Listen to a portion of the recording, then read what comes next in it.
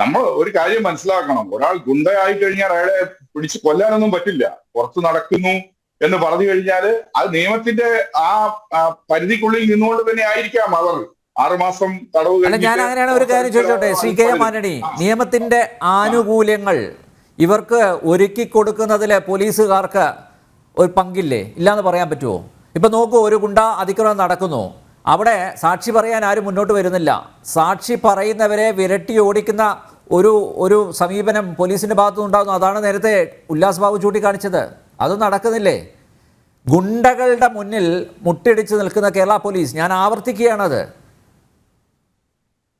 അല്ല, ഗുണ്ടകളുടെ മുന്നിൽ മുട്ടിടിച്ച് നിൽക്കുന്ന കേരള പോലീസ് ഒന്നുമല്ല. കേരള പോലീസിന് അതിനുള്ള ശക്തിയും പ്രാപ്തിയും ഒക്കെ ഉണ്ട്. പക്ഷെ അതെവിടെ? അതിനുള്ള അത് കാണുന്നില്ലല്ലോ, അത് കാണിക്കുന്നില്ലല്ലോ. അത് കാണാൻ പോകുന്നതേ. കാരണം നമ്മൾ വരും, നമ്മൾ പ്രതീക്ഷിക്കുക, അല്ലെങ്കിൽ നമ്മളൊരു ശുഭാപ്തി വിശ്വാസത്തോടെ തന്നെ കാണുക. നമ്മൾ ഈ ചർച്ചയും അതിനുവേണ്ടി തന്നെയാണ് എടുത്തിരിക്കുന്നത്. നമുക്കറിയാം ഇതിലൊക്കെ വിറപ്പിച്ച ഗുണ്ടകൾ ഉണ്ടായിരുന്നു ബോംബെയിലും മറ്റുമൊക്കെ അധോലോകം. ഇപ്പൊ അതൊന്നും കാണുന്നില്ലല്ലോ, അവിടെയൊക്കെ ശാന്തമാണല്ലോ. അപ്പോ കേരളത്തിലും ഇത് അടിച്ചമർത്തപ്പെടും. കാരണം കുറച്ച് എന്താണ് പറയുന്നത്, ഗുണ്ടകൾ എന്ന് പറയുന്നത് മുമ്പ് രണ്ടുപേരും സംസാരിച്ച സാഹചര്യത്തില് ഗുണ്ടകൾ എന്ന് പറയുന്നത് ഈ കഞ്ചാവ് അല്ലെ മയക്കുമരുന്നുമായി ബന്ധപ്പെട്ട ഒരു ഒരു ഒരു ഒരു മേഖലയാണ്. കാരണം അതിനുള്ള സാഹചര്യം, അതിനെ ശരിയായ രീതിയിൽ നിയന്ത്രിക്കുക, അത് പ്രിവെന്റ് ചെയ്യുക. കാരണം സാമ്പത്തികമായിട്ടുള്ള ഇവർ ഏത് കുടുംബങ്ങളിൽ നിന്ന് വരുന്നു ഈ ഗുണ്ടകൾ എന്നുള്ളത് നമ്മൾ മനസ്സിലാക്കണം. ഏത് പ്രായത്തിലുള്ളവരാണ് ഒരു ഗുണ്ടയായിട്ട് മാറുന്നതെന്ന് മനസ്സിലാക്കണം. അവരുടെ ജീവിത സാഹചര്യം മനസ്സിലാക്കണം. അവരുടെ സാമൂഹികമായിട്ടുള്ള അവസ്ഥ മനസ്സിലാക്കണം. അല്ലാതെ നമ്മൾ ഒരാൾ ഗുണ്ടയായതിനു ശേഷമല്ല അയാളെ നമ്മൾ വിധിക്കേണ്ടത്. അതിനു മുമ്പ് തന്നെ അയാൾ ഈ 16 വയസ്സിലോ 17 വയസ്സിലോ ഈ അടുത്ത കാലത്ത് ഗുണ്ടകളുടെ അനുഭവങ്ങളൊക്കെ പറയുന്നുണ്ടല്ലോ. അവർ ഗുണ്ട അല്ലാതാവാൻ വേണ്ടി ശ്രമിക്കുന്നുവെന്ന്. 10ഓ 50ഓ കേസുകളിൽ പ്രതിയായി ജയിലിൽ കിടന്നു, അല്ലെങ്കിൽ പല പ്രാവശ്യം ജയിലിൽ പോവുകയും വരികയും ചെയ്യുന്നു. അമ്മാവന്റെ വീട് പോലെ തന്നെ ജയിലിൽ പോയി തിരിച്ചു വരികയാണ്. അവരെ സംബന്ധിച്ചിടത്തോളം ജീവിതത്തിൽ മറ്റൊന്നും അവർക്ക് ആ രീതിയിൽ ഭയമില്ലാത്ത ഒരു വിഭാഗമാണ്. പക്ഷെ അതിനെ അടിച്ചമർത്താനുള്ള ശക്തിയും ശേഷിയും പോലീസിനുണ്ട്. കേരള പോലീസിനെ നമ്മൾ ചെറുതായി കാണണ്ട.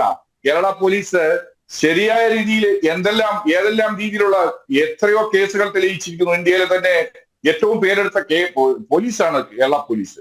നമ്മൾ രാഷ്ട്രീയമായിട്ട് അങ്ങോട്ടും ഇങ്ങോട്ടുമൊക്കെ തർക്കങ്ങൾ പറയാം. അല്ല സാർ, അതൊക്കെ പ്രസംഗിക്കാൻ കൊള്ളാം.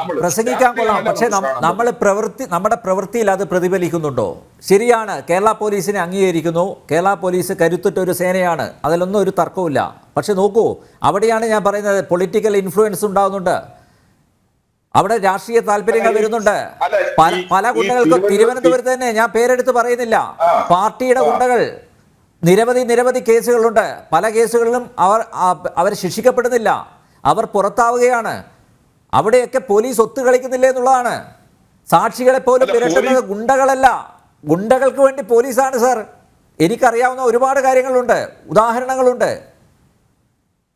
അല്ല, നമുക്കിപ്പോ അറിയാവുന്ന ഒരുപാട് അനുഭവങ്ങളോ കാര്യങ്ങളോ കാണും.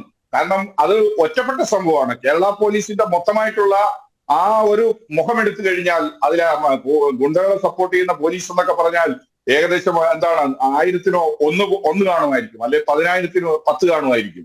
അല്ലാതെ പോലീസ് മുഴുവൻ ഗുണ്ടകൾക്ക് സപ്പോർട്ടാണെന്ന് പറഞ്ഞു കഴിഞ്ഞാൽ ഈ രാജ്യത്തെ നിയമം എവിടെയാണ്? നീതിന്യായ വ്യവസ്ഥ എവിടെയാണ്? അങ്ങനെയുള്ള ഒരു ഭാഷയിലേക്ക് നമുക്ക് പോകാൻ പറ്റില്ല, അല്ലെങ്കിൽ അങ്ങനെയുള്ള ഒരു വിഷയത്തിലേക്ക് കടക്കാൻ പറ്റില്ല. പോലീസ് എന്ന് പറയുന്നത് അടിച്ചമർത്താൻ തന്നെയാണ്.